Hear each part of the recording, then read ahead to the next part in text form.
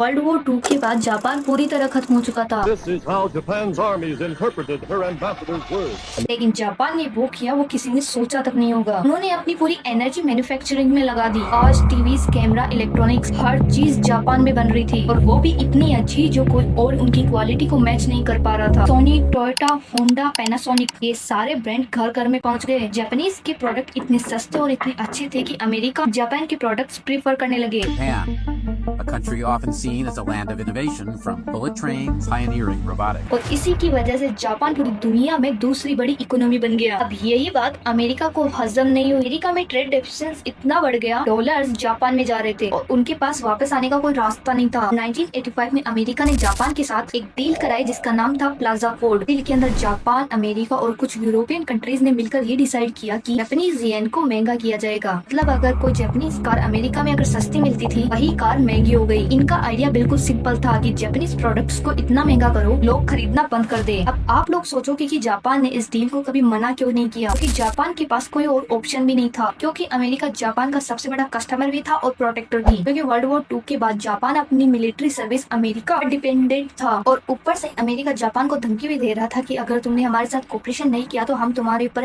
Heavy senses लगा देंगे। और इससे क्या होता कि जापान की इकोनॉमी और ज्यादा गिर जाती। लेकिन जापान ने प्रेशर में आके ये डील साइन कर ली। अब इकोनॉमी को बचाने के लिए जापान की सेंट्रल बैंक ने रियल एस्टेट गिरा दिए ताकि ज्यादा लोग शॉपिंग कर पाए और मार्केट में कैश फ्लो बना रहे। अब करेंसी इतनी ज्यादा सस्ती हो गई थी कि बैंक्स लोन आसानी से पास हो रहे थे, लेकिन ये पैसा वहाँ नहीं गया जहाँ जाना चाहिए था, फैक्ट्रीज और टेक्नोलॉजी में। अब लोगों ने क्या किया कि बाकी कंपनीज और स्टॉक मार्केट में ऐसा इन्वेस्ट करना शुरू कर दिया क्योंकि उन्हें वहाँ पर ज्यादा प्रॉफिट मिल रहा था। और सबसे इंटरेस्टिंग बात ये है कि जो उन्होंने प्रॉपर्टीज और स्टॉक खरीदे उन्हीं को कोटराइल रख के इन्होंने लोन लिया। मतलब एक साइकिल बन गया कि लोन लो और उसे इन्वेस्ट करो, मतलब उस इन्वेस्ट मनी की वैल्यू बढ़ेगी और उसी से और लोन लो। 1990s के अंदर ये पूरा साइकिल टूट जाता है क्योंकि सेंट्रल बैंक अपने इंटरेस्ट बढ़ा देता है और इसकी वजह से सब कुछ क्रैश हो गया। स्टॉक मार्केट 50% से गिरा और प्रॉपर्टी तो 80% से, यानी कि जहाँ जहाँ लोगों ने पैसे लगाए थे वहाँ सब कुछ डूब गया। अब जितनी भी कंपनीज ये क्लटर दिखाकर वो सब तो असली थे, लेकिन अब इस क्लटर की वैल्यू आधी से भी कम थी। की वजह से हुआ क्या कि आधी कंपनीज कर्जे में डूब गई। अब जापान के पास एक क्लियर एग्जिट था कि इन कंपनीज को बंद कर दो, अपना नुकसान उठाओ और आगे बढ़ जाओ। लेकिन यहाँ पर जापान को एक डर ने रोक लिया कि अगर इतनी सारी कंपनीज एक साथ बंद होती है तो अनएम्प्लॉयड रेट बढ़ जाएगा और सिस्टम भी कोलैप्स हो जाएगा। गवर्नर ने बैंक से कहा कि इन्हें बस लोन देते रहो, इन्हें बस जिंदा रखो, भले ये कुछ प्रोड्यूस करे या ना करे। अब ऐसी कंपनीज को कहा जाता है ज़ॉम्बी कंपनीज। कंपनीज ने अपना डेवलपमेंट रोक दिया, इनोग्रेशन रोक दी, एम्प्लॉय की वेजेस तक रोक दिए, जिसकी वजह से जापान की पूरी इकोनॉमी तक रुक गई। और सबसे बुरी बात, इन ज़ॉम्बी कंपनीज की वजह से नए स्टार्टअप ना फंडिंग बची और ना ही physical space. That is Japan lead to it own downfall.